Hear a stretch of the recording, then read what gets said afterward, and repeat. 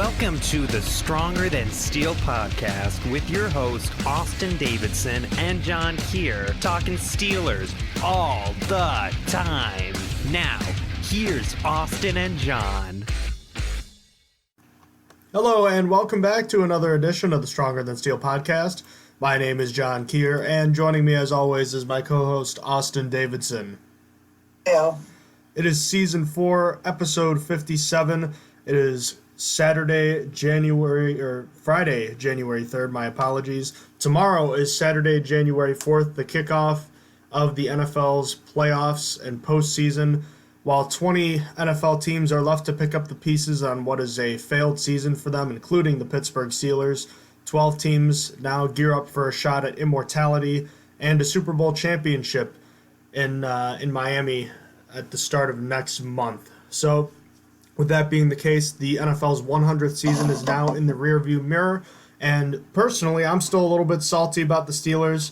I wanted to have a quick discussion, Austin, about what this team's biggest needs are going into the offseason, because I've heard a lot of talk on radio about people who really want the Steelers to take a running back with their first pick. I believe it's going to be right around 50th overall, with that first pick being a second rounder, and they want a feature back. And I think we talked a lot about tight end, and we talked a lot about interior offensive line. But, I mean, what do you think about with potential running backs? Because the main argument against tight end, which I heard, which we're going to have to look into, is that it's not a very strong class, as opposed to running back, which is going to be a strong class. Yeah, and that's fair. But I think with tight end, there's a lot of good value with tight end. I feel like the top ones aren't always, I mean, this is basically every position when you're going to the draft, but I feel like the top ones for tight end never really pan out as they should, and the best ones always come a little bit later, like we saw with like George Kittle and stuff. I mean, sure, there are tons that are taken early, but I feel like tight ends are always like good taken later. Well, the thing about the tight end that you always have to remember is that they usually take at least one full season to fully become integrated and develop. The transition from college to the NFL at the tight end position is probably one of the more difficult transitions. And I have heard that actually before, but I think that's why we saw Zach Gentry not play a lot. That, and he was super raw. So, I guess a lot of people. So, you know, the issues on the offense this year were aplenty, but going into next season, let's talk about kind of what the main concerns about with the Steelers are. What are the biggest reasons that you think, trying to come up with reasons, what are the biggest reasons the Steelers won't be contending for a Super Bowl in 2020? I mean, it's gonna be your interior line, with depending on what happens with Ramon Foster and B.J. Finney. It's going to be probably your tight end again. It's going to be if your running backs can't stay healthy. I think that's going to be part of it. And then that's really it. I mean, those are the main things. Besides, like, injury, I can't really account for injury. I mean, with running back, it's easier to say because James Conner's been so hurt and hasn't played that much. But like any other position, it's just you don't really know what's going to happen. Like, the defensive line could be screwed next year if, like, Tua gets hurt again or something like that. Because then they won't have Javon Hargrave, the luxury, or at least probably won't have the luxury of Javon Hargrave to step in and take a lot more snaps. But I guess, to me, it's going to be interior line and tight end. Well, as far as the offensive line goes, let's go with the scenario we've been talking about, moving Filer to left guard and then leaving right tackle to either Banner or Okorafor. Does that not quell your concerns there? It might. I feel like I don't feel confident yet. I'll wait till training camp to see how those guys plug in if they're moved over there. I've seen a lot of arguments made about that, and I have no problem with that. I'd be comfortable with that. But I've also heard people saying that Finney would still be the backup interior offensive lineman. I think that he'd have to be replaced there because people are almost talking from what I've heard that him returning is a certainty, and I'm quite frankly just not convinced that he is coming back. I think that it's possible that he comes back, but it's going to be for cheap. And I mean, I feel like they would get him for cheap. I think that since the Steelers have kept him for so long, they'll probably offer him a contract. I think he is going to end up back with the Steelers. Well, if he does end up leaving, that is something that needs to be addressed. Because although you like the starting 5 offensive linemen the Steelers would have in that scenario, we all know too well that one injury could change everything. So that could just be something you add to the list of team needs if B.J. Finney does walk and you end up moving Filer over. I think tight end is the trickiest position to address, whether it's in the draft, because you want immediate impact. And is there really any hope in your mind that McDonald kind of turns it around? It's been such a strange progression with him over his 3 seasons in Pittsburgh. He got better from year 1 to year 2 as a receiver, but kind of got worse as a blocker. And then this year his blocking deteriorated almost entirely, and he was just a non-factor for most of the year as a receiver. Yeah, I think there is still hope. With Ben Roethlisberger throwing, it might be a little bit better. The quarterbacks that played this year really struggled targeting the middle of the field, and that's where tight ends, I feel like, thrive. So I think there is hope, but I'm just not sure he's going to come back. I don't know if he's going to get a chance to prove that he could bounce back, at least not with Pittsburgh. Like I said in the last podcast, if he comes back, he's going to have to take a pay cut, I think. He's way too much of a cap casualty. He's a lot of money saved to cut him. He's got to take a discount of some kind. What about people talking about the concerns of Ben Roethlisberger and his elbow? Are you someone that buys into the possibility that you think that he might not be the same player because of the surgery? There's always a chance of those injuries, but I'm not buying until I hear that he's struggling in some manner in a practice setting. We don't even know how bad it is right now because obviously he's going to go see how it's doing in February, but of course, it's something to consider, but right now I feel like we don't know enough information to make a judgment on that. I agree. I'm not as worried about it. You know, these elbow injuries are stuff that pitchers in the major leagues, in Major League Baseball, suffer all the time. And a lot of time they come back as strong or sometimes stronger following these kinds of surgeries. The medical science has improved a lot since when Terry Bradshaw had his elbow issue, and surgery is safer, and the medical technology has really progressed in a sense that players will usually come back better from this than before. And the other thing you have to think about is that Roethlisberger is going to be 38, but in playing years, he's really going to be 37 because he didn't play much of this season, and that's all the less pounding he took as a result of him missing those games. So that's kind of a glass half full approach that I was thinking about. That is fair. So you kind of it's almost like a redshirt season in college terms. He kind of got a year not playing for the most part. And at this age, it's probably even more helpful than it would have been at any other point in his career. Yeah, no doubt.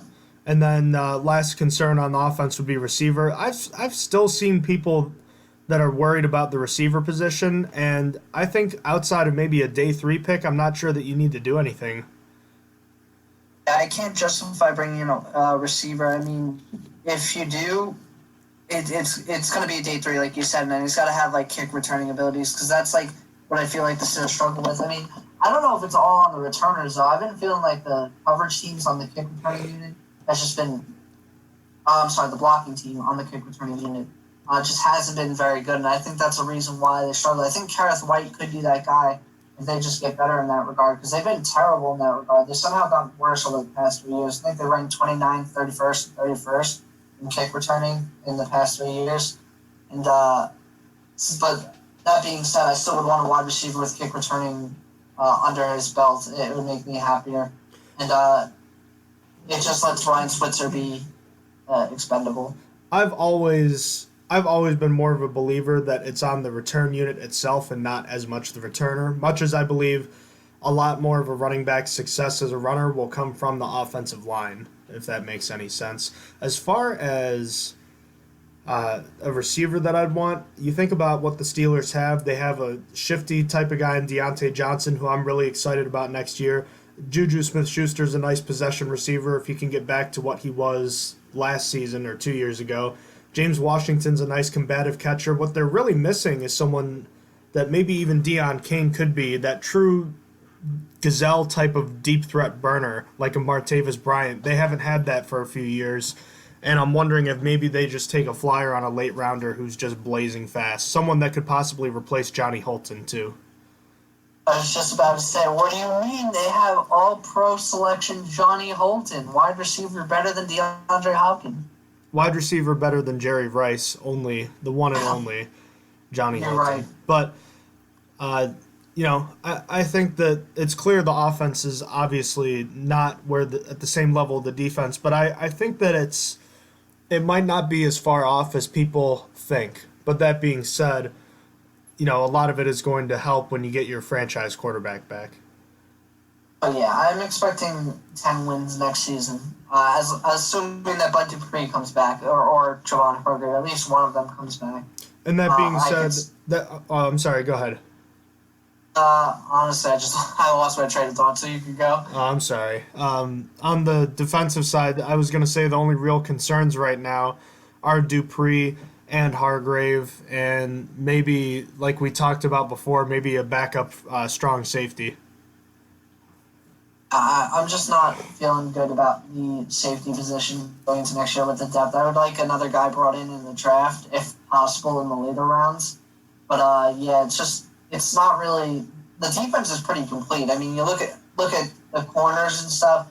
I mean, maybe you got to go get an extra corner in the late rounds as well because Artie Burns is leaving, and you think that like Hayden's deal is expiring, so maybe you want a guy that maybe you can groom for a year and see how they do. Because I mean, I'm sorry, I said Hayden, I meant Hilton. Hilton's deal is expiring, so maybe you want to see if you get a guy that could possibly replace Cameron Sutton's job. Because I assumed that the team would put Sutton into the starting role if they let Mike Hilton walk. But that's like planning for future years, but you still could get a cornerback since you have one leaving. It depends on where the Steelers want to use their extra, how they want to set up their roster for next year. To me, right now, the cornerback seemed useless. They didn't need Artie Burns for the last stretch of the year, not at all. So they could put that into another position if they felt like, but you never know when an injury is going to come and you're going to need that extra cornerback. But yeah, other than that, other than maybe a safety and a late safety and a late corner, the defense is pretty good where it stands. But we're not crazy to think that the Steelers should be contending for the playoffs and possibly a championship next year. Oh, not at all. I mean, if Ben Roethlisberger can return and play at that level, and I mean, you have Deontay Johnson, who showed a lot on returning, and he showed a lot on offense. Then you have James Washington, who broke out towards the end of the year, and I mean, hopefully with Ben Roethlisberger back, Juju Smith-Schuster plays a little bit better, and you got a pretty solid offense. It was really the quarterbacks holding it back. I mean, when you can't target the middle of the field at all, it's going to hold you back. Like, teams are going to know teams know how to shut you down in the middle of the field. Like, they know it's going to either go to the sideline or it's going to go short. Like, that's not going to happen with Ben Roethlisberger back. At least I hope. One would hope for sure. The NFL's playoffs are around the corner, and as is the case this time of year, the NFL's Pro Football Hall of Fame usually makes its selections right around this time of year, and they just narrowed their list of semifinalists down to 15 modern era finalists for the class of 2020. The Steelers had 2 players represented in this 15 modern era list, including former safety Troy Polamalu in his first year of eligibility and guard Alan Faneca in his 5th year of eligibility.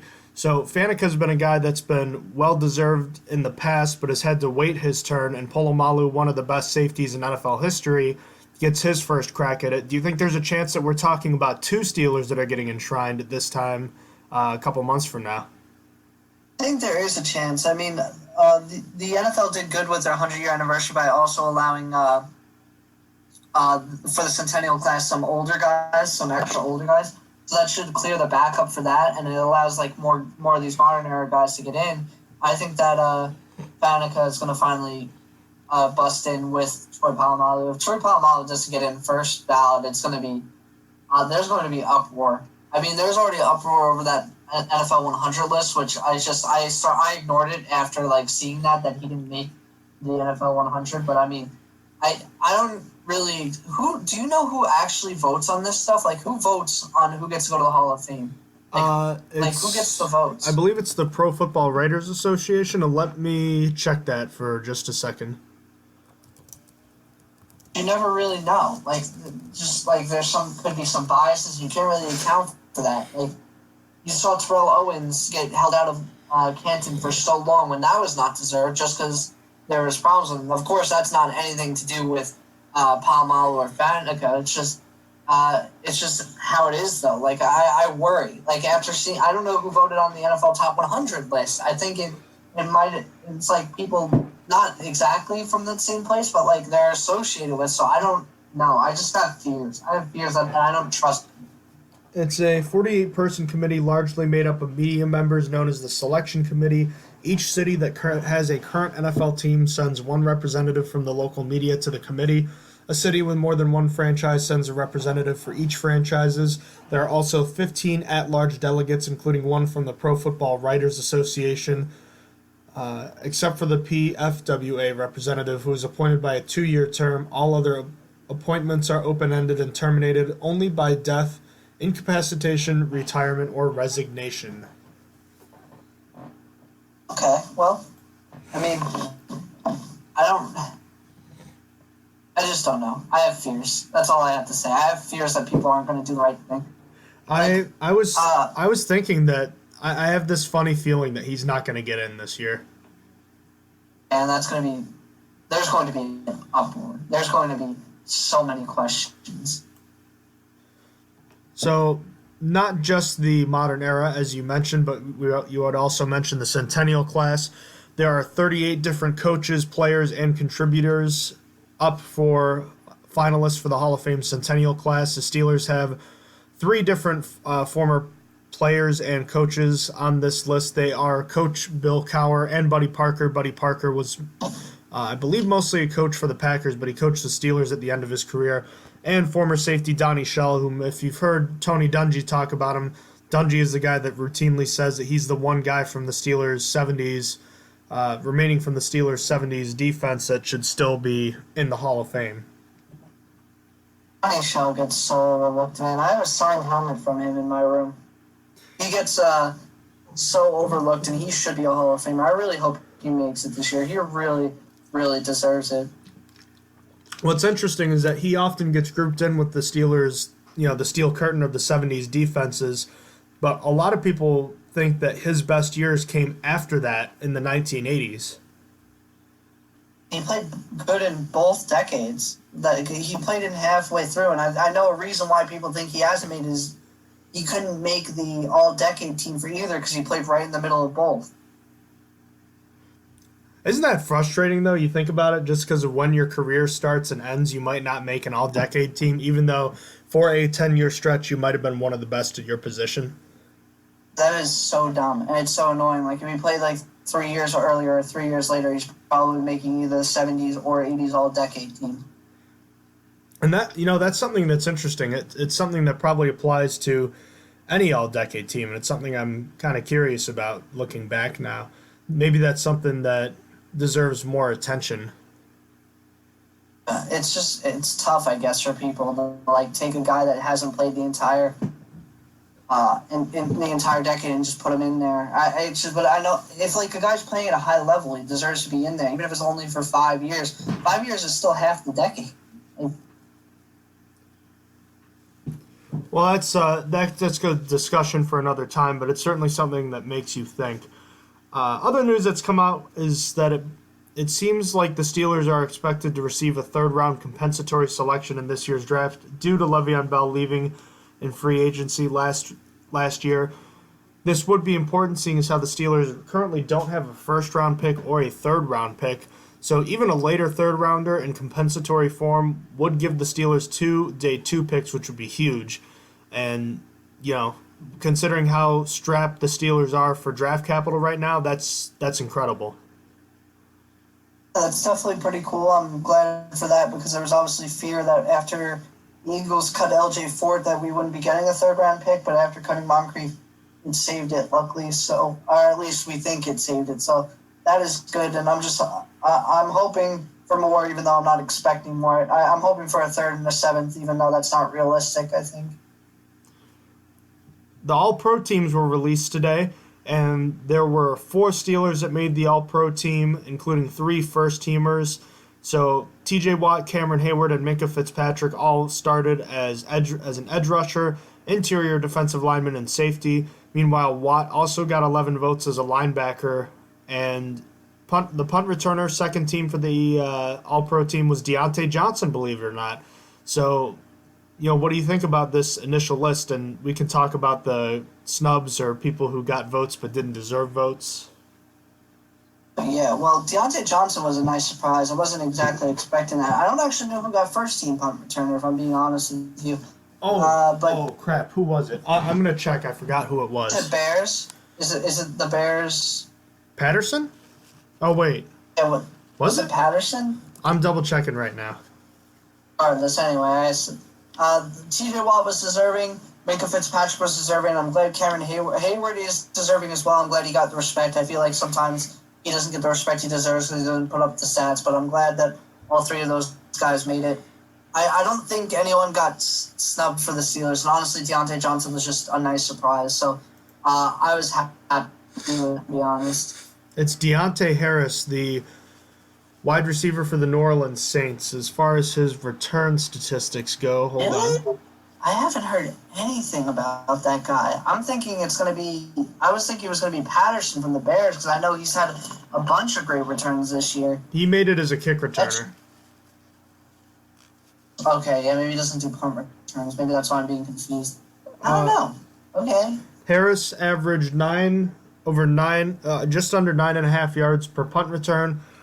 Had 4 returns of 20 yards, 1 return of 40 yards, and a touchdown. Right. I mean, Deontay Johnson averaged 12.5, had an 85-yard touchdown, and I don't know the 20 and 40-yard stats, but he also drops the ball. Was that just saying? The ball. So you are right. I don't know, but there wasn't a better guy than I don't know. I don't really know much about other teams' punt returners, if I'm being quite honest. I can't. Oh, that's because I'm looking at the wrong tab. Punt return. He only had 1 return of 20 and 40 yards, which I'm assuming was his touchdown. Yeah. So he basically had 1 explosive return. Okay, I'll say it's fair. Like I said, I was just happy to see Deontay Johnson be there. It was a pleasant surprise. I mean, it was. To be quite honest with you, I don't even know who else would deserve it, but I was kind of surprised to see him on the list just because I feel like that the only reason he made it is because of his touchdown against the Cardinals. I don't think he did anything else as a punt returner, to be honest with you. No way. No, that touchdown doesn't happen. He's not even in the talk. Hey, I mean, I guess it works, right? I mean, you have to start somewhere. Wasn't Antonio Brown an all-pro kick returner one year, or punt returner? I think it was like his second season. I think so, yeah. So, hey, it seems like usually that's a good place to start, and then you build from there. So hopefully that's a sign of things to come for him. And several other players to receive votes for the All-Pro list included Marquise Pouncey, who got 4, David DeCastro, who had 1, Tyler Matakevich, who got 1, and he really should have had more, and Terrell Edmonds, who got 1. And I'm convinced that someone thought he or she was voting for Tremaine Edmonds, but instead wrote down the wrong brother's name. I have no idea whoever that person was thinking. It was just like, that's got to be it. Like, why would you vote Terrell Edmonds otherwise? He definitely does not deserve that vote. Other than that, Marquise Pouncey probably didn't deserve the 4 he got, honestly. He wasn't having that great of a year. He had a bunch of missed snaps and such, so he probably didn't deserve it, but hey, I'll take it. And then David DeCastro probably got way less than he deserved. And same with Tyler Matakevich. Tyler Matakevich probably deserved a few more than that for sure. Obviously, Tyler Matakevich was voted for special teams, not for linebacker, but still. All right, let's move into some NFL news. One of the top prospects, maybe the top prospect in college football, Ohio State's defensive end Chase Young, has declared for the NFL draft. Experts believe that Young could be a very dominant pass rusher and is actually considered a better prospect than either of the Bosa brothers, who are both Ohio State players. They think that he's going to be better than both of them, and they're both Pro Bowlers. So you look at those comparisons, this could be a generational type of pass rusher. I think he will be. Ohio State can't breed NFL quarterbacks or anything, but they sure can breed pass rushers, that's for sure.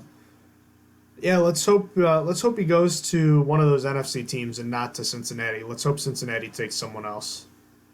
I hope they get Burrow. Yeah, Burrow's my man, though. You're right. Two of the top running backs have also declared for the NFL draft.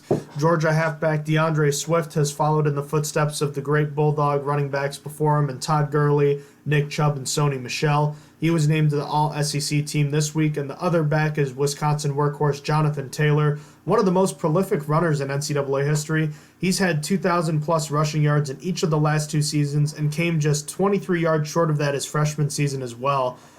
So he finished his college's career with 6,174 rushing yards, good enough for sixth most in FBS history. The dude is a monster. So a couple of guys that we're probably going to get familiar with as we approach the pre-draft process. Yeah, there's, like you said earlier in this podcast, the running back draft is going to be deep in here, so we're going to be looking at a lot of running backs, and there could be some real nice ones in the later rounds if the Steelers do intend on drafting one. So it's going to be interesting when we get to that. I'm kind of excited. I always like the start of the looking at prospects. As do I. One guy that's not going to be looking at these college players, at least for the Dallas Cowboys, is head coach Jason Garrett. Did him so dirty. Hey, I mean, we all knew this was coming. I mean, the Cowboys, everyone talking about them having a Super Bowl caliber roster, started 3-0 and now finishes 8-8. Garrett ends his ninth season as the leader of the Cowboys with yet another disappointing finish. And despite being the second winningest coach in team history, Garrett's Cowboys just won 2 playoff games during his tenure. Many names have surfaced as a replacement, but nothing concrete has developed as of yet. The Cowboys handled this kind of bizarre. Like, they met with Garrett like 2 or 3 times, and they took it what felt like a long time to make their decision. And I felt like the headline that was released was like the most delicate way of saying that they fired him, kind of, you know? It really was. It really feels like Jerry Jones really considered him like family. Like, he really didn't want to let him go. And that's really, it's sad. Like, I understand. Like, Jerry Jones really wanted this to work out, but he's the only coach hired in at or before 2010, and then actively in the NFL that was hired before 2010 has won a Super Bowl besides Garrett. Like, it just had to move on. It was time.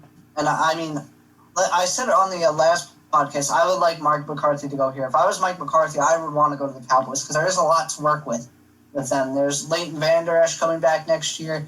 You have Dak Prescott who's flashed. You have Ezekiel Elliott.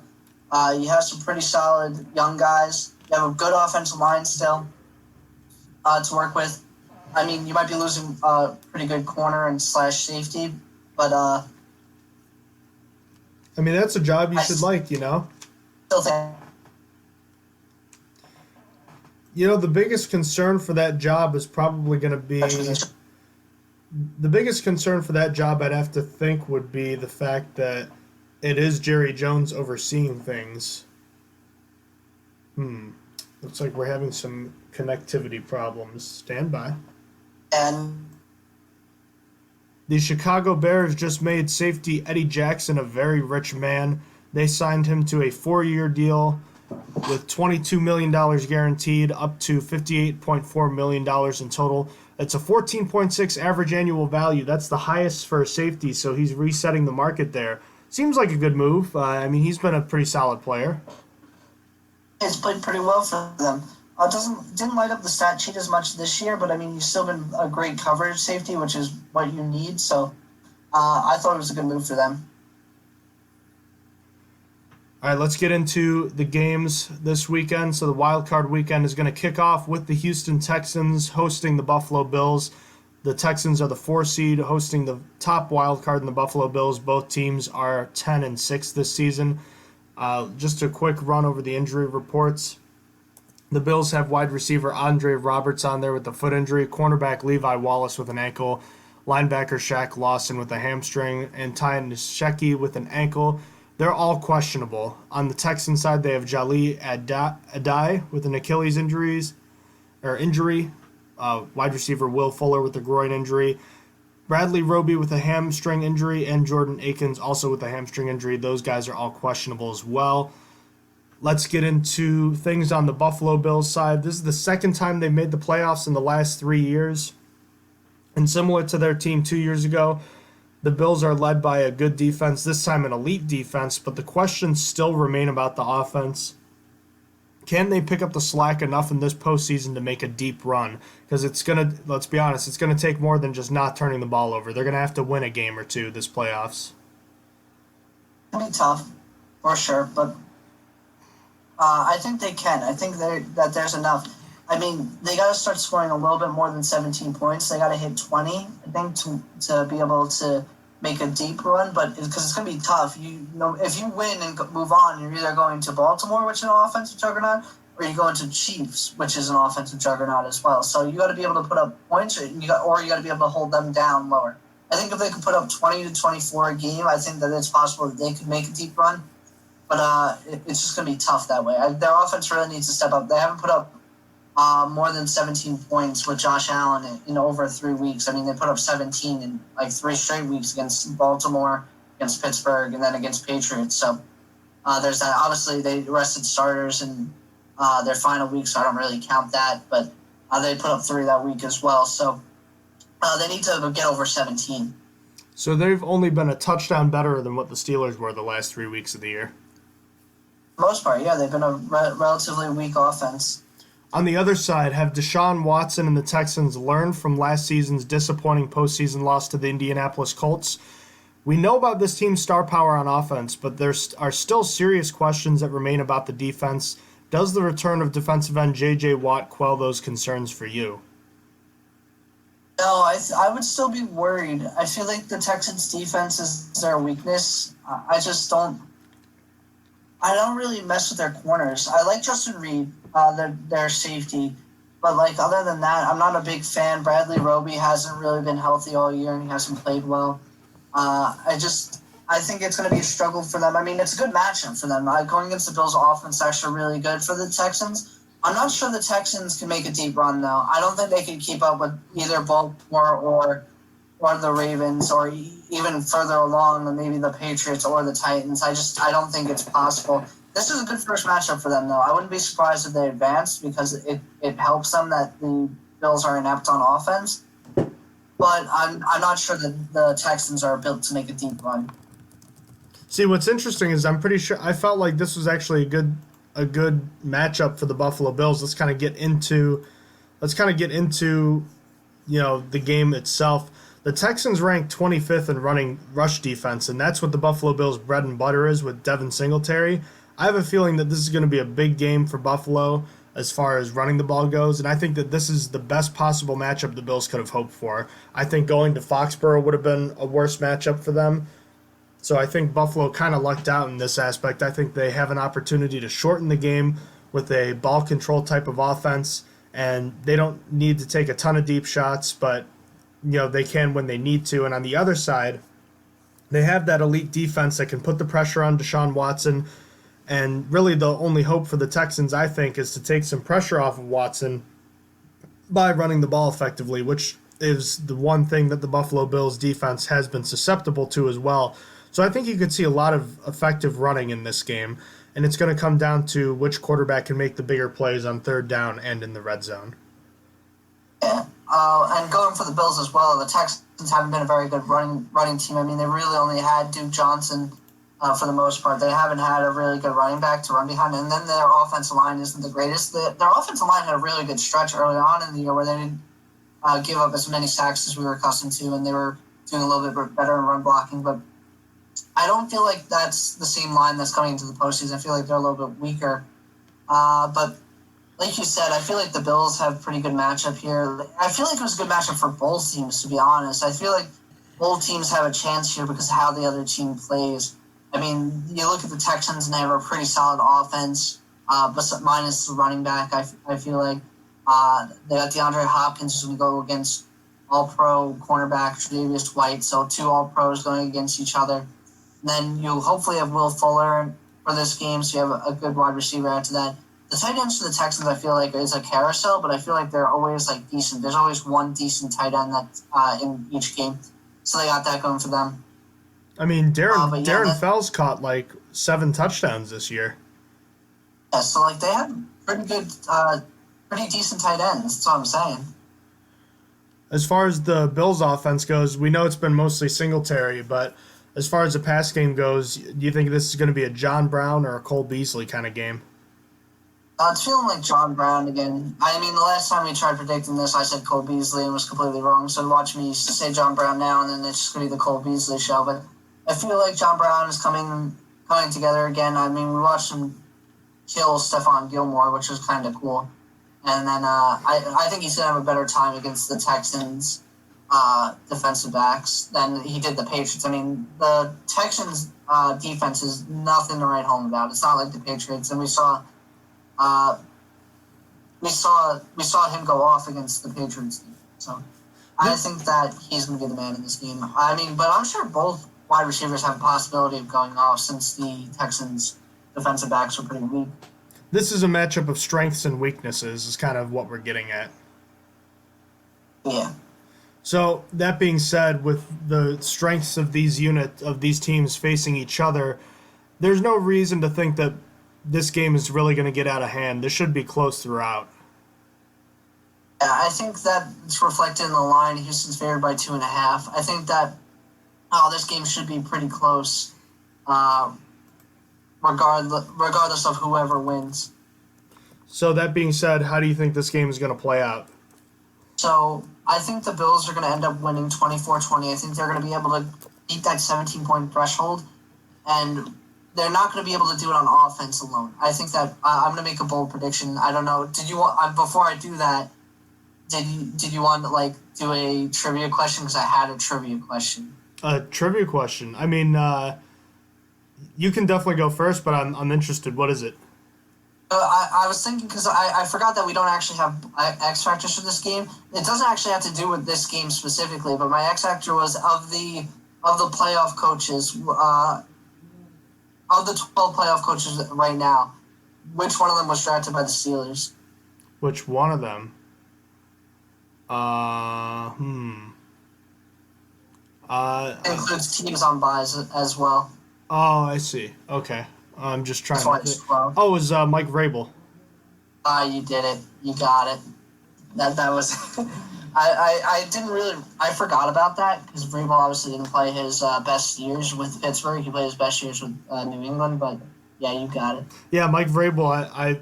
I was thinking about him, and for some reason I always get Mike Vrabel and Rob Ninkovich confused because they're kind of similar players with the way they were in New England.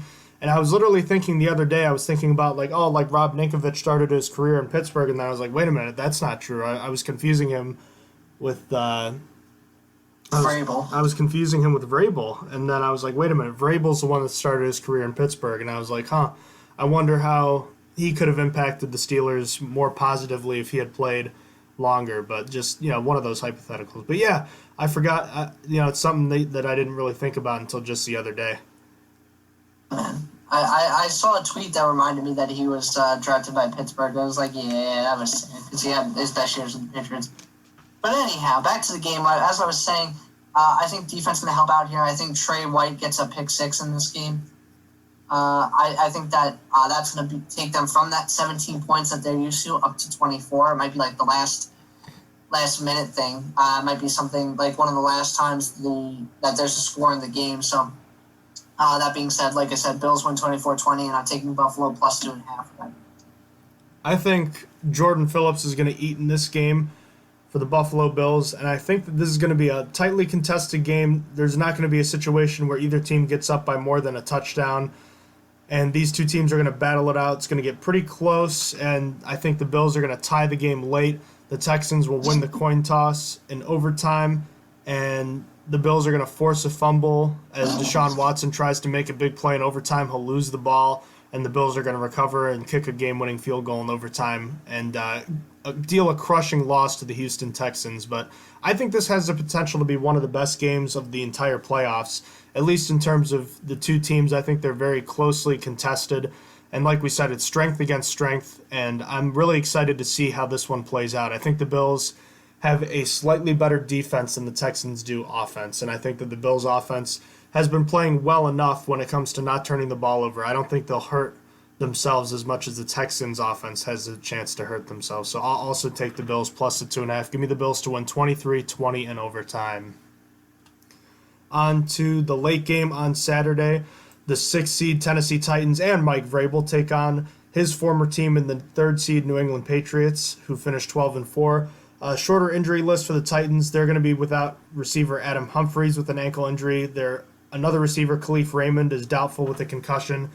Dane Cruikshank is questionable with an illness. And then for the Patriots, they have a handful here. They have Jawan Bentley with a knee, DB Terrence Brooks with a groin, linebacker Jamie Collins has a shoulder injury, wide receiver Julian Edelman has a knee and shoulder injury. He's questionable. I have to think he's going to be playing, though. And DBs Jonathan Jones and Jason McCourty both have groin injuries. I think they're both supposed to play as well. So for Tennessee, this has been the hottest team in the league over the last month. They feel like a team that can't be stopped. They have the hottest quarterback, running back, and receiver in the NFL lately. But playing in Foxborough in January is a whole different animal. Can this offense keep things going against one of the best defenses in recent memory? I think they can. I feel like the Titans have just been so hot that they've been able to do whatever they want to teams, and I feel like the Patriots have been really good against the pass.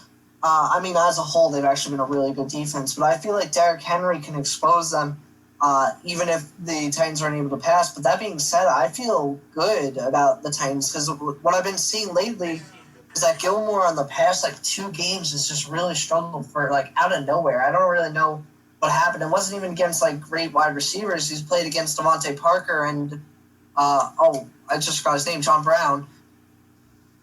But it's just I feel like there's a chance for the Titans. I feel like there's a chance that they could expose the Patriots defense, and because the Patriots defense hasn't been playing as great. They're still getting the turnovers, and that's what I think concerns me if I was a Titans fan. I think that you had to limit the turnovers, but again, the Titans are actually doing that as well. They're doing that well as well. So I think that the offense looks good in this game. I feel good about it. I feel like with the hot hand of Ryan Tannehill, which is weird to say, I feel like there's a chance they can come in there and light up a really, really elite defense. I have a feeling that they'll be able to move the ball and they'll be able to score, but not at the same clip that they have all season, especially when you consider the weather is probably not going to be very good. I think it's going to be really a Derrick Henry type of game. That being said, I think they should be able to move the ball, but as we know, it's always going to be the key of can they finish in the red zone. And you have to think the Patriots are going to be keying in on Derrick Henry, so it's going to be really up to Ryan Tannehill and A.J. Brown. And A.J. Brown's really been a fantastic player over the last couple months here. That was a guy that you liked but didn't love coming out this year, wasn't it? I loved him. I just didn't love him for the Steelers. He was a slot receiver, which the Steelers definitely did not need at the time. But I was I wouldn't be so... I'm pretty sure I said it. I'll have to go back and double-check myself. I said I thought he was going to be the best wide receiver out of this draft. I just said he didn't fit for the Steelers. I feel pretty good about that. If that is what I said. I remember loving him. I was just he's a slot receiver, though, and the Steelers don't need him. He doesn't really seem like he plays like a smaller slot receiver, though. He just looks bigger. But he's a big slot receiver, like N'Keal Harry, coming out that I don't actually know where he plays in Tennessee because he's not necessarily a big slot receiver. Juju Smith-Schuster was drafted and he was considered a big slot receiver coming out. And he did play well in the slot in his first couple seasons. Now, obviously, Juju's moved around a little bit this year, but regardless, it's just he was a guy that was drafted and expected to be considered a big slot receiver. Interesting. What about the other side? We already know about the great Patriots defense, but this offense is probably the worst we've seen in New England in about 2 decades. I believe that no one's truly counting them out because of what they've done, but that being said, are you really confident that they're going to be able to turn it around this playoffs? Offense is so pitiful. I don't even know. I just feel like it's just not been good. I feel like Sonny Michel hasn't been the same player. I feel like James White has been their only guy that's been consistently good on offense. Apart from the offensive line, their offensive line is still playing at a high level together. But just Tom Brady isn't playing good, in my opinion. Like I said, Sonny Michel. Julian Edelman, people said he was a Pro Bowl snub, but he has the most drops in the NFL. So to me, you can't be stubbed when you have the most drops. The rest of the Mohamed Sanu hasn't been what they wanted him to be. He hasn't caught a touchdown yet. You just lost to the Dolphins. You just lost to the Dolphins in Week 17 and lost your first round bye. Like, it doesn't really get worse than this for the Patriots. It hasn't been this bad for them, which bad for them is still making the playoffs with a lot of wins. So, take that as you will. But it's just their offense is terribly bad for a Patriots team. I don't know. It's going to hold them back. I don't think that they're going to make the Super Bowl this year.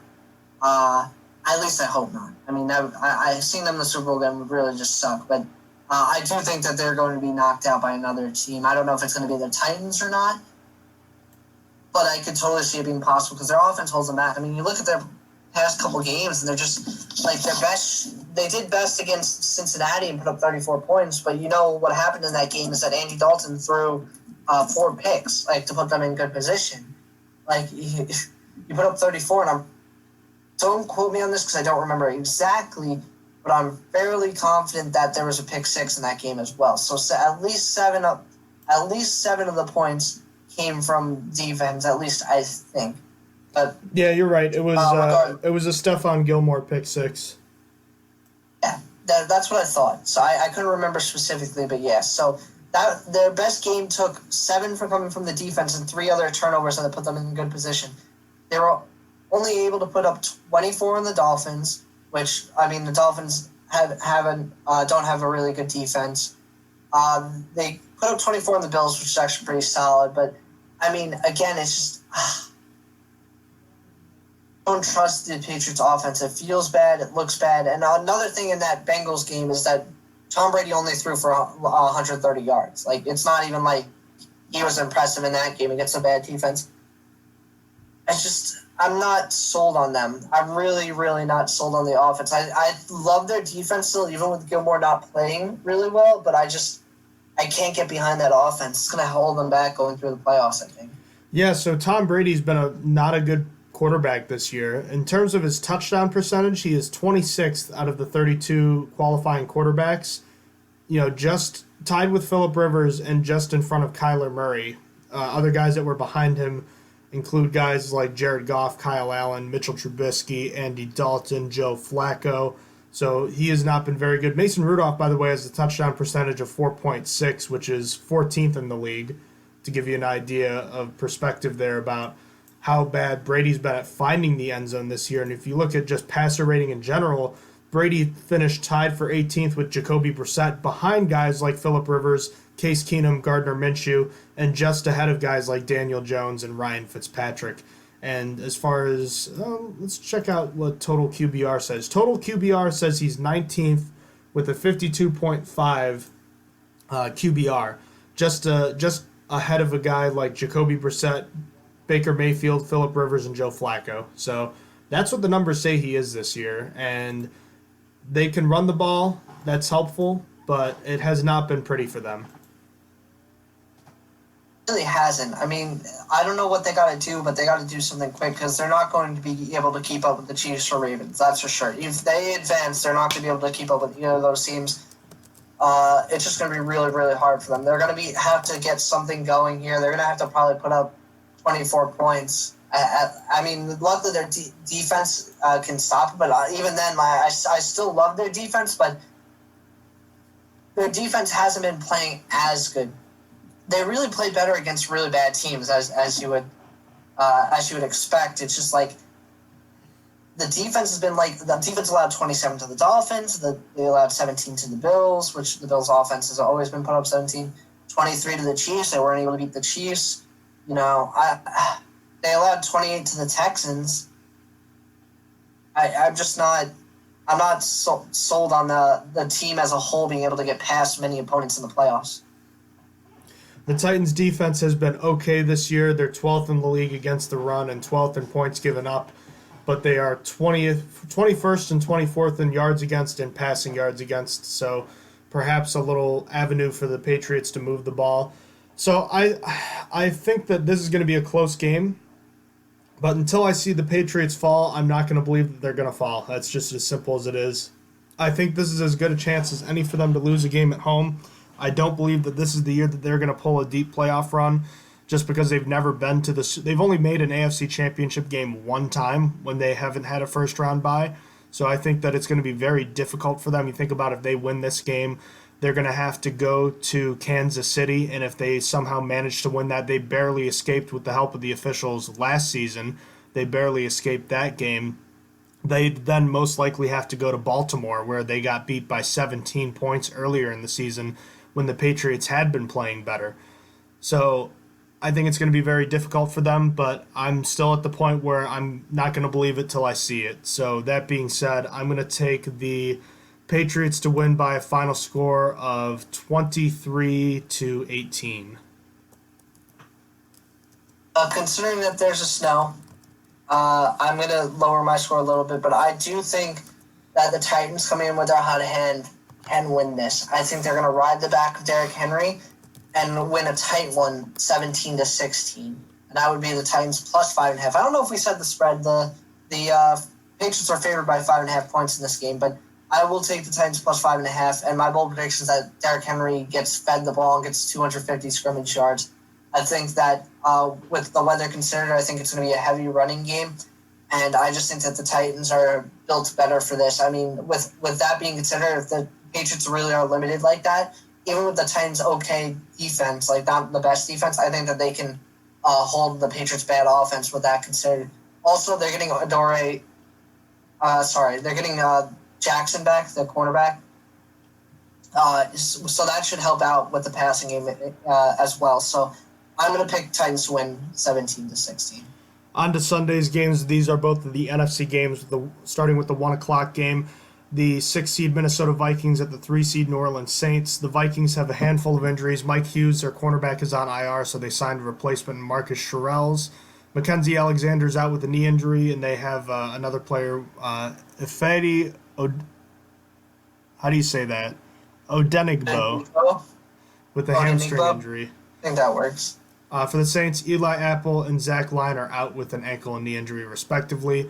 Starting with the Vikings, they had a good year that flew under the radar, kind of because no one really believes that Kirk Cousins can win a playoff game, especially in the Mercedes-Benz Superdome.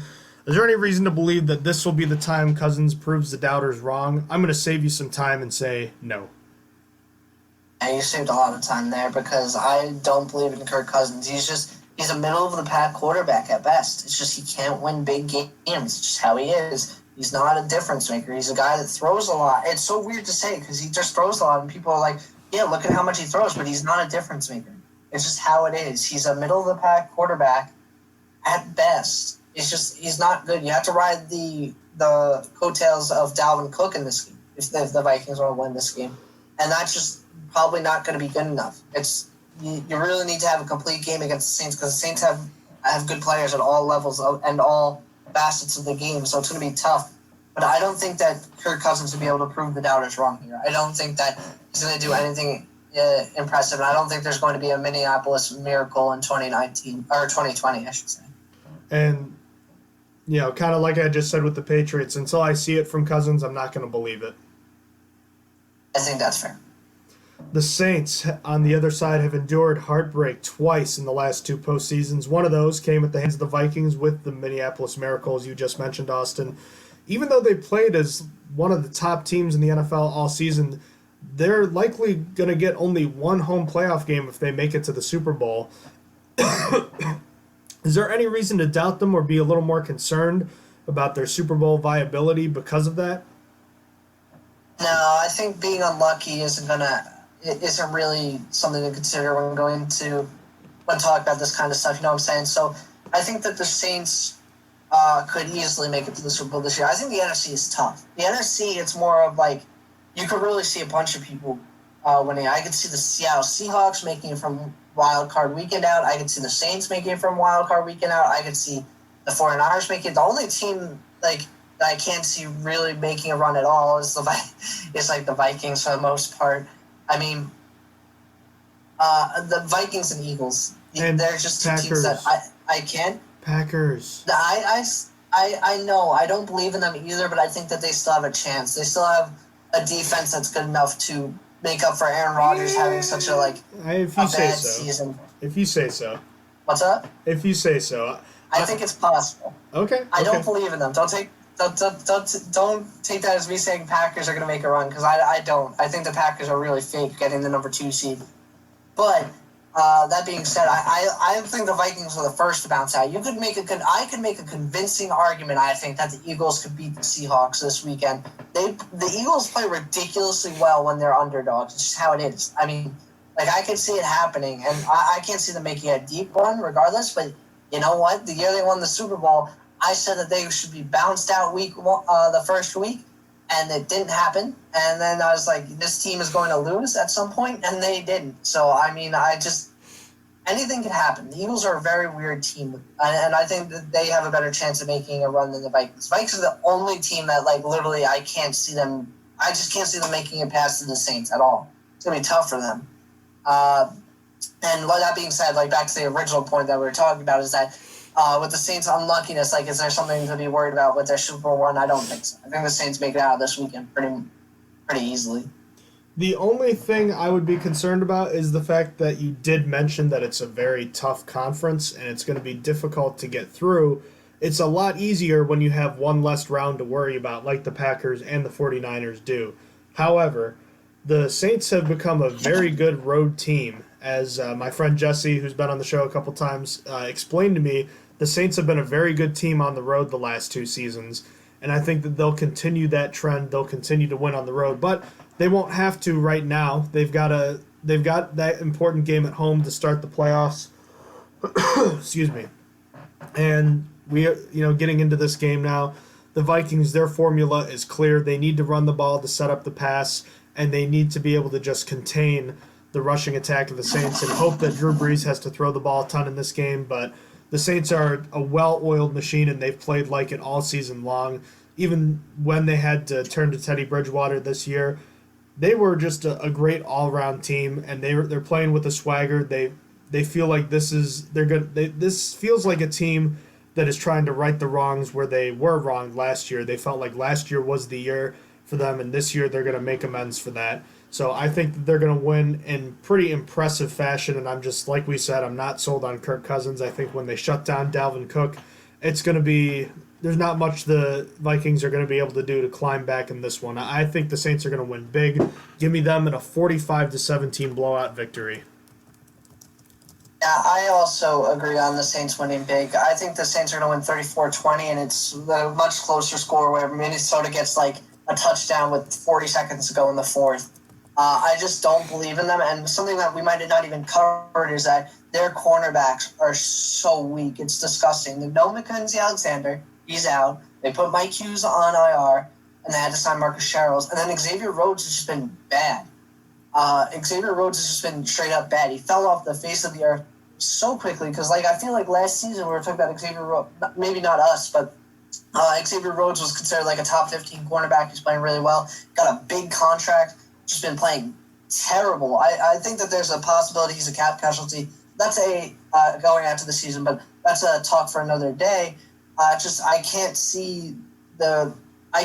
don't know how the Vikings stop the Saints offense. It just doesn't happen. When you have Michael Thomas, Alvin Kamara, it's not going to happen. Then you have like a wild card in Taysom Hill, who's always just going to do some weird stuff.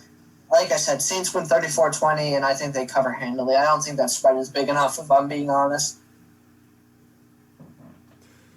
Let's move on to the final game of the weekend, the number 5 seed Seattle Seahawks at the number 4 seed Philadelphia Eagles. This is a game really they're two crippled teams. The Seahawks are dealing with Dwayne Brown, their offensive tackle. He's got a knee and biceps injury. He's out. Malik Turner is out. Michael Kendricks is out. Jerron Brown and Mike Iupati are questionable. They're already without their top 3 running backs, so they're down to Marshawn Lynch and Robert Turbin. And for the Eagles, they're without Nelson Aguilar. Lane Johnson is questionable, but he didn't practice all week, and their top tight end, Zach Ertz, is questionable. And Zach Ertz is their best receiving threat left. So, my goodness, what a mess. Let's start with the Seahawks. A lot's been made about the injuries at the running back position. And we can have a discussion about Lynch and Turbin and their running backs, and we can also talk about their defense. Where do you want to go first? Talk about their running backs, because you know what I saw last week? last week I saw some pretty nice things from Travis Homer against a pretty good defense, and I feel pretty good about that. I mean, now you have another week with Marshawn Lynch, understanding the system again, and all that. And I feel better about the Seahawks running backs than I did last week. And I honestly, I didn't think Travis Homer was going to be able to do good, and I saw a lot of flashes from him. I saw good things as a pass catcher. I saw some good rushes. I didn't see good pass blocking. I wasn't exactly looking for it, but I did watch that game actually extensively because I had a lot of writing on that game. But I am happy with the Seahawks running backs right now, comparatively. The Seahawks defense, on the other hand, not as good. I'm not feeling as good about that. But what do you think about the Seahawks running backs first? Yeah, it just kind of goes to show you can just kind of plug and play them, right? Yeah, pretty much. Now, that's a little unfair to say just because these guys have been in the room for years in the past. It's a little bit easier for them to get going. But that being said, yeah, my main concern is with the Seahawks defense. They have struggled mightily over the last few weeks. The last time they gave up less than 24 points in a game was 6 games ago to the very same Philadelphia Eagles. I'm just not sure that they can patch things up in time. They might be able to win a game or two, but I don't think that without their top running backs, and I know that it's not pushing the needle much that they're out, but without that, I don't think the offense can make up enough for the defense and the way it's played this year. It's been tough, but I think that there is hope. You know what? Oh, I have hope. I don't know when he got hurt. I don't remember exactly, but I felt like their defense really took a dive after Quadre Diggs got hurt. I think that getting Quadre Diggs back for this game is going to be big for them. I think that he could make the difference in this game, and I think that their defense might get a little bit better. And it's good to go against a team where like their best wide receiver is Greg Ward, who just started playing 2 weeks ago because of the injuries. I think that the Seahawks defense can get it together here, and I think that it's going to be tough still. But they have a lot of things going in their direction. Like I just mentioned, the wide receivers are much weaker. When the Eagles and Seahawks played last time, where the Seahawks were disappointing and played down to a really weak Eagles team at the time, the Eagles wide receivers still had Alshon Jeffrey. I think he actually got hurt in that game, though. I think that's actually the game where he put up 0 points because he got hurt early on. But they had Jordan Matthews. They had more options. They had J.J. Arcega-Whiteside and stuff like that. Zach Ertz wasn't hurt. I think that the Seahawks defense is going to play good again like they did in that game. I think they're going to hold the Eagles to similar amount of points. I can't see them struggling again like that. I don't know.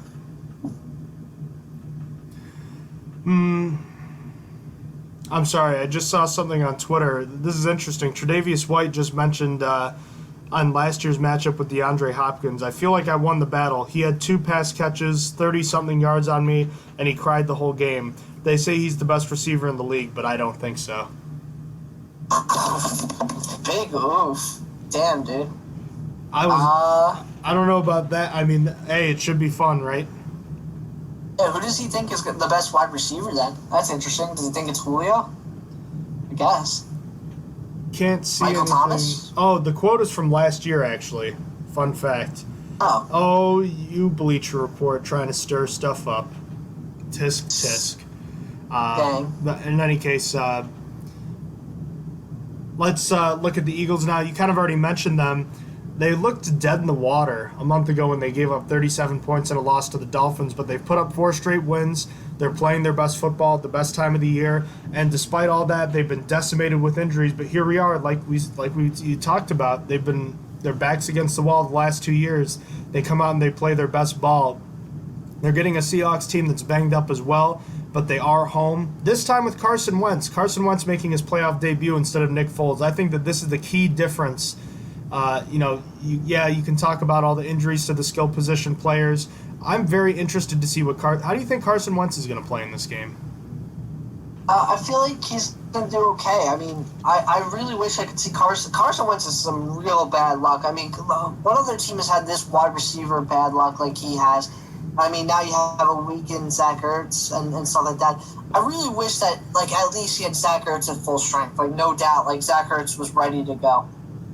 Because then I'd feel good. I don't know, and I don't know if it's his fault. I feel like Carson Wentz has been playing really well, all things considered, the past few weeks. So I think he could play well in this game, but I'm just not sure of it. I don't know if it's exactly going to be on him. I've seen wide receivers drop so many passes from him as of late, and I mean, I can't even blame him on the wide receivers. These wide receivers haven't even been playing with him for more than 4 weeks. Yeah, it's honestly kind of amazing what some of these guys like Boston Scott and Greg Ward have been able to do. Like, they've literally just come out of nowhere.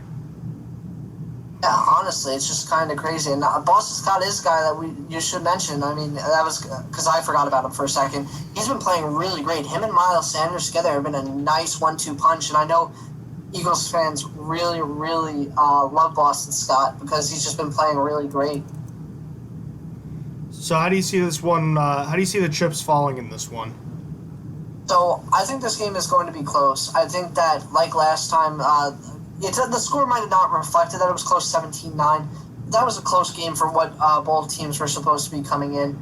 I still don't like the spread. I wanted to be able to take Philadelphia. I was expecting Philadelphia to be +3. They're at +1.5 for this game, and I just can't take that spread. I don't trust in Philadelphia like that. I think Seattle wins 23-20 because I don't think Lane Johnson plays. And I think that's going to make it easier for Jadeveon Clowney as a pass rusher going against Tavai. Or no, not Tavai, sorry, Vaitai. I reversed his name. So Seattle wins 23-20. How about you? Give me the Eagles to win 24-20 in an upset. The Eagles with their backs against the wall, playing their best football the last few weeks. I think they'll come away with the narrow victory over the Seahawks, and Seattle's going to be left to pick up the pieces and wonder what happened to what was looking like a special season. I think it's going to be because of their defense. I think their defense is going to crack in the final minutes and will lead to their season ending. So that wraps up all the wild card games this week. Let's have a little fun here. Let's talk about the starting quarterbacks this week. There's 8 of them. Let's rank them best to worst and your rationale for ranking them the way that you did. Do you want to go first, Austin, or you want me to go first? I'll go first. So, for me, number 1 is Wilson. He's the second best quarterback this year, and that's really how it is. He was in MVP talks for half the year until Lamar Jackson took over. And really, it's just him playing behind such a bad offensive line where he has to still run around like he's in his second year and avoid the stuff he does. Watching the 49ers game was so rough. I felt so bad for the man. He doesn't get any time to throw at all, but he's still playing at a high level despite that. And then after him, close behind is Breeze. There's really no explanation needed for that. He's just not as good as Wilson in the sense that Wilson is doing about the same with a much worse offensive line and much less time to throw. I feel like Breeze has the more complete team. He's got a good wide receiver. He's got a good running back. He's got a great offensive line. It's just he's got all the pieces where Wilson really doesn't, and they're putting up similar stats. So I think that that puts Breeze behind him. After that, it's Tannehill. Tannehill's just been playing ridiculous. He's playing out of his mind. Maybe not against the greatest teams, and I couldn't put him ahead of Breeze and definitely not ahead of Wilson. But he's just playing really hot right now, and he had to be the third best quarterback playing on this weekend. Following him, I have Wentz. I kind of already went over it, but it's just he's playing really well with trash. With trash. That's it. He's playing with guys that are practice squad guys that just showed up for the team, basically. He's playing with no one to help him for the most part. Just Zach Ertz. His offensive line has been banged up the past couple of weeks. Something we forgot to mention. They put their best, the best guard in football on IR. They put Brandon Brooks on IR. So that's going to be impacting him as well in this game. It's just he's lost a lot of offensive linemen and he's still playing well. So to me, he's number 4, and that leaves Watson number 5. And that's not disrespecting Watson. That's just how much I think of the other quarterbacks. I think Watson's a great quarterback. I think Watson was really good early on, and very early on was in MVP talks for an early candidate. But he's just considered with other 5 have been going through with their teams and stuff. I feel like Watson hasn't been great enough where I can put him above these 4. I'm sorry. The going to the playoffs. I think there could be an argument for sure. I just think that with everyone else, how they come into the playoffs, I had to put Watson at 5. Now, after Watson is where I don't really like the quarterbacks. I have Kirk Cousins next, and it's just because I feel like he's done the best. He's been challenged to throw a little bit more than the other 2. He actually has to throw the ball downfield, and he does it sometimes okay. It's just, it's just I feel like he does the best out of the three. That's really the best I can say. Number 7 is Josh Allen. I think that he's managing the game without turnovers, and that's enough for me to have him not at 8th. And at 8th, I'm putting Tom Brady. He's just not been good. It's just straight up. He threw for less than 130 yards for Cincy. He has more interceptions and just one more touchdown than Allen in their respective last 3 weeks of play, where Tom Brady versus Cincinnati, Buffalo, and Dolphins. And then you look at what Josh Allen versus his last 3 games where he started, and that was the Ravens, Steelers, and Patriots. One of these things is not like the other. One of these people got to play Cincinnati and the Dolphins. The other one got to play 3 elite defenses in a row. Like, come on. Like it's just I couldn't. I couldn't really justify putting Josh Allen under Tom Brady. Like I know like that would probably get a lot of criticism, but I couldn't. Tom Brady's just been the worst quarterback out of all the 8 of these guys to me. He's just not done anything special. He's not done anything great against bad defenses. I couldn't justify putting him above Josh Allen or even Kirk Cousins. Because even Kirk Cousins hasn't really even been turning over the ball lately. I mean, that Packers game was really rough, I feel like, but it wasn't enough for me to that one game wasn't enough for me to put Kirk Cousins below either of these 2 guys. But how do you rank your list? So our top 3 are the very same, and I'm not going to rehash that because you covered it pretty well. I swapped Watson and Carson Wentz at 4 and 5, so I have Watson at 4, just because I think that he's got more going for him right now. He's got the better cast around him, and I think that makes him a better option, at least a higher power rankings kind of quarterback right now. Wentz has certainly been very close. I have no problem with, if you flipped him as opposed to me, I certainly would not criticize you for doing that. I think that's a very fair way of looking at it. This was kind of a coin flip for me. And like you said, that's kind of the cutoff point. The next 3 quarterbacks are kind of iffy for me. Look, I know Tom Brady's had his struggles this year, but no one has experience like he does in the playoffs. No one has experience like the Patriots do in the playoffs.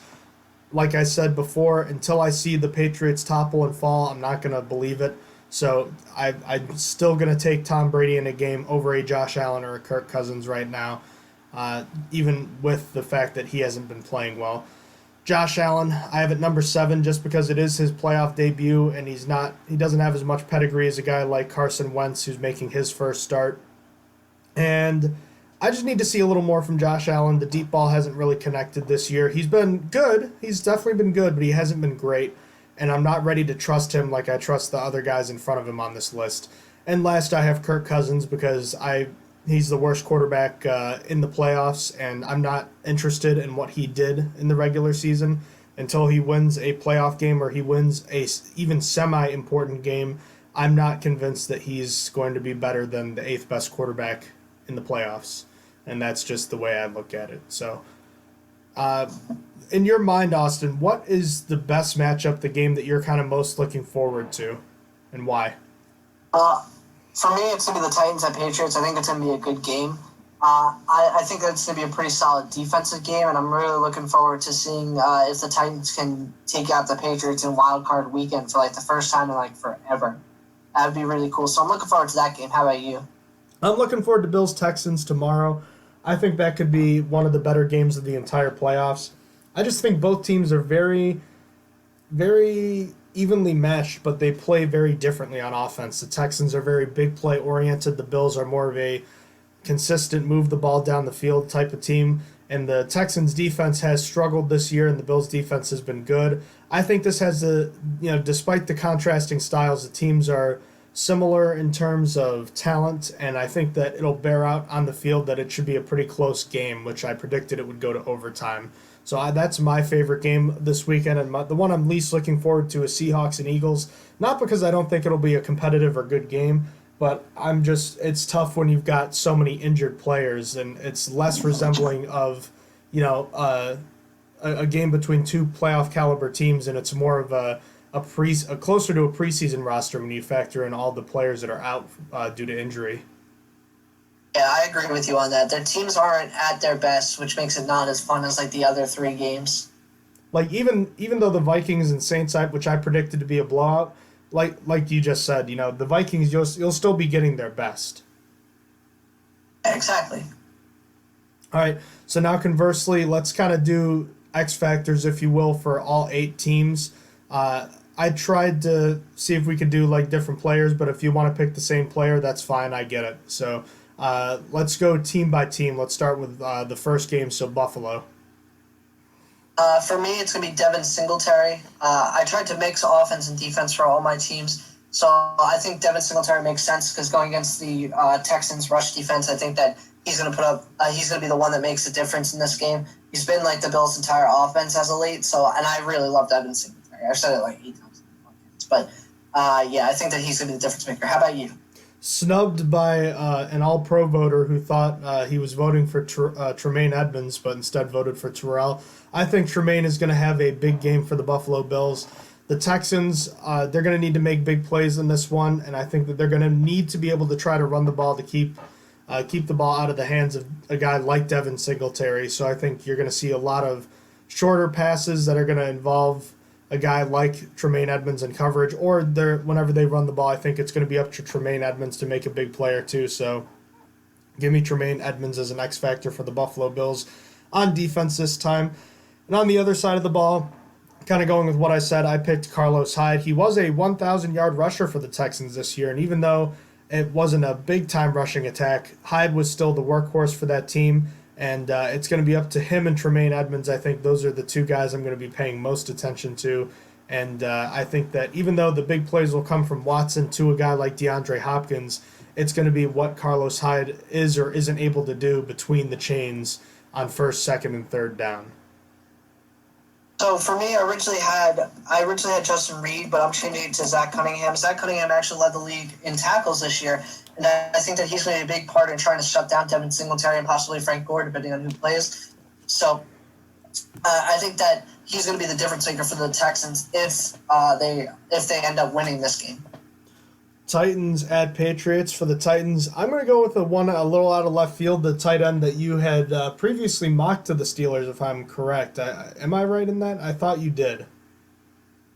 I think so. I don't actually remember. It's been a while. I think you at least looked at him, and that is Jonnu Smith, the Titans tight end. He's been kind of flying under the radar lately, but he was second in the NFL among tight ends for most of the season in yards per catch.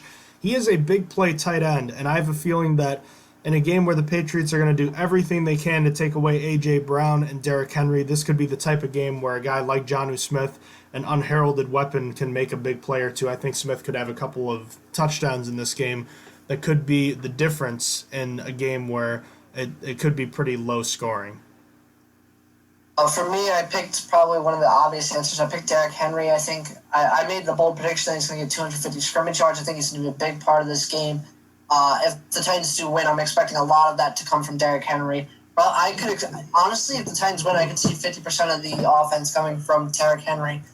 Not even exaggerating. So I'm going to pick him for the Titans. For the Patriots, I'm going with the defensive tackle Danny Shelton, kind of playing off what you just said with Derrick Henry. If the Patriots have any hope of slowing him down, Danny Shelton, who's been good all season, is going to need to have a big-time game, plug up those holes, and make a couple of stops on the big man Derrick Henry. Because if he's having a bad game and the Titans are able to run the ball up the middle, the Patriots aren't going to have a chance. That way.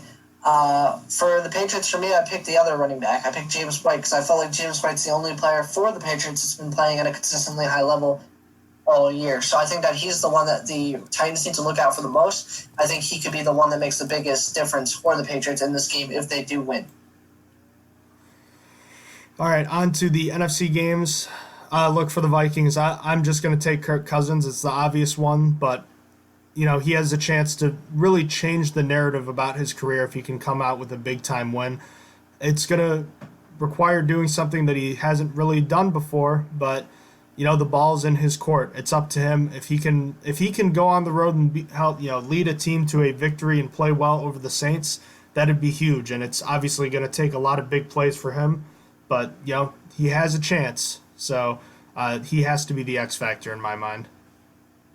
The Vikings, for me, I couldn't really come up with a good one. I sat there thinking, I was like, maybe I should make it Dalvin Cook because he's their best player. But then I was like, well, Dalvin Cook can't really do it alone. And I just ended up picking their all-pro player, Eric Kendricks, on defense. I think that if there's anyone going to make a difference, it's going to be their all-pro player.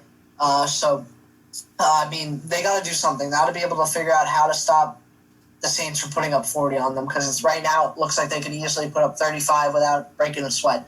So I'm going to pick their best defensive player in hopes that he can make a difference in this game. For the Saints, I'm going with the number 2 back in Latavius Murray. I was talking to Jesse, and he was telling me about how good Latavius Murray's actually been. He said that the transition from Mark Ingram to Murray has been about as seamless as it could be. And, the Saints are probably going to try to key in on Michael Thomas and Alvin Kamara, and that'll leave possibly more room for Latavius Murray to make an impact. And I think that he could be the thunder to Alvin Kamara's lightning, and I think he'll have a good game. For me, I picked a pretty obvious one. I picked Michael Thomas. I saw the cornerbacks being so hurt, and I was like, this is going to be too easy for Michael Thomas. Michael Thomas is going to probably destroy this team, if I were to bet. I think that he could possibly have at least 8 catches by halftime. I won't even lie. I think he could have 8 catches. It's just going to be ridiculous. I don't know if the Vikings are going to be able to find a way to shut him down. It's going to be tough. And the final game of the week, the Seattle Seahawks at the Philadelphia Eagles. I'm going to take Marshawn Lynch as the X factor. The Seattle Seahawks are going to have to run the ball as they have all season to have a chance to make it far in the playoffs, and they're going to go back to beast mode, who's had plenty of time to rest up as he just recently rejoined the team. And I think they're going to ride him to victory, or they're going to try to ride him to victory in this one. So give me Marshawn Lynch as my X factor for the Seahawks. For me, I'm going to pick Jadeveon Clowney. The Eagles' offensive line this weekend. I don't think Lane Johnson's playing. I already said that. And then Brandon Brooks is gone. I think Jadeveon Clowney has a lot to prove. If this is his last game, he's about to be a free agent. He needs to get his money, and he needs to get it now. So he needs to prove that he wants to put up a big game in the playoffs. So you put up a big game in the playoff spotlight. It's how you guarantee yourself to get a lot of money, even if you don't necessarily deserve it. I think Jadeveon Clowney is still going to get a big contract regardless. But I think that he's going to be extra motivated, and against a weaker offensive line that the Eagles have had as late. I mean, they lost their 2 best offensive linemen in the past 2 weeks. I'm sorry. They lost Lane Johnson further away than that, but I don't think he's coming back for this game. So I'm going to pick Jadeveon Clowney as my X factor. The last one for the Eagles, I'm going to go with the receiver Greg Ward. He had a big game a couple weeks ago for the Eagles, and he's one of the guys that I really like to root for, a former quarterback from Houston converted to wide receiver. And I don't know, he seems like the kind of guy, he's just one of those guys I like to root for, and on a team where the skill positions have been decimated, you take your pick of a guy that you think can make a difference, and I think Greg Ward can be that guy. For me, I'm going to pick either Johnson or Vitae. It depends on who starts at tackle for them. Like I already mentioned 5 times, I don't think Johnson's going to play, so more than likely it's Vitae. Vitae's going to have to hold up against the Seahawks pass rush. The Seahawks pass rush has actually been really weak this year, so it shouldn't be too hard.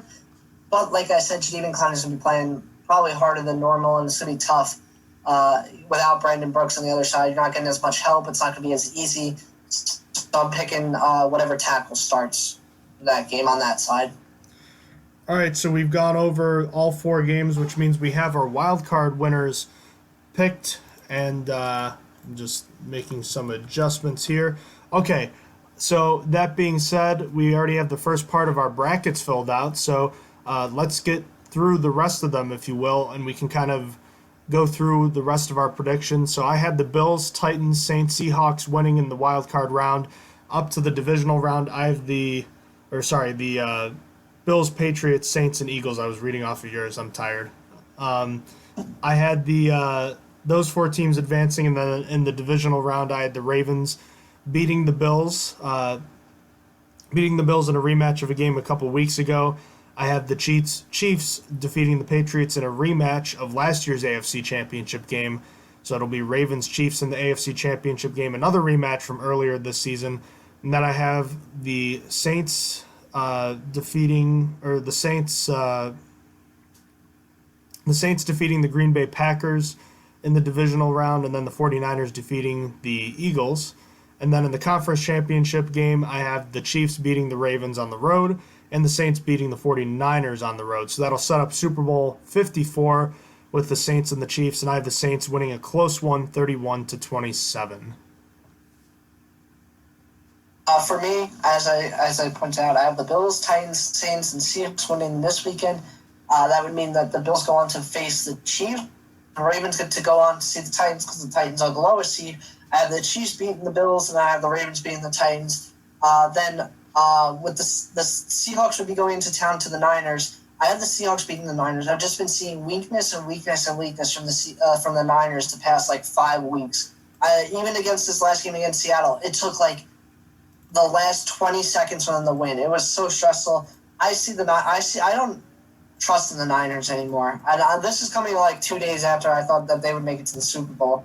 But anyway, Seahawks beat Niners and Saints beat Packers.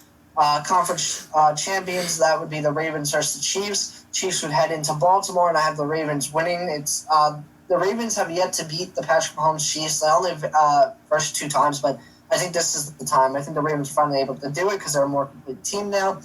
And then Saints and Seahawks. The Seahawks would be going to the Saints. I have the Saints beating the Seahawks there, and I would lead the Super Bowl as Ravens-Saints. I have the Saints winning 34-31 in that game. And so there you have it, ladies and gentlemen. We're all primed and ready to go for Wild-Card Weekend and the rest of the NFL playoffs. Thank you so much for joining us today. Any final thoughts, Austin? Yes. Despite what I predicted, there's one Super Bowl I want more than the rest. I want a Bills-Vikings Super Bowl, despite how unlikely it is. I just want one team to go down as a legacy of Super Bowl failure. I mean, I feel like the Bills already have it after losing 4 in a row. The Vikings at least spread their losses out a little bit. But to me, it'd be hilarious if one team ends up with 5 Super Bowl losses and no Super Bowl wins. Who would you root for in that scenario? Bills, because I hate Kirk Cousins, and the Vikings. I don't want the Vikings to feel anything good about giving Kirk Cousins that much guaranteed money. What if the Vikings win, but Cousins gets injured and early in the game, and it's his backup that comes in? I guess I'd be okay with that. Then I can make fun of my friend that's a Bills fan. Actually, no. I'd rather rub it in my Vikings fan friend. I don't know. I think I'm rooting for the Bills no matter what. That's fair. Alrighty, well, ladies and gentlemen, thank you so much for listening today. If you have any questions about the show, please feel free to email your questions to strongerthansteelpodcast@gmail.com and check out our website, strongerthansteelnfl.blogspot.com. You can check out our episodes posted on SoundCloud and YouTube, which can also be found on our website. Austin, thank you for joining me again, and hope you have a terrific time watching the games this weekend, and we'll be back to recap the games next week. Everybody enjoy. I can't wait. Alrighty. Thank you, as always, for listening to the Stronger Than Steel podcast. Take care. Bye. You have been listening to Stronger Than Steel podcast. Thank you for joining us today, and don't forget to check out our website listed in the description below.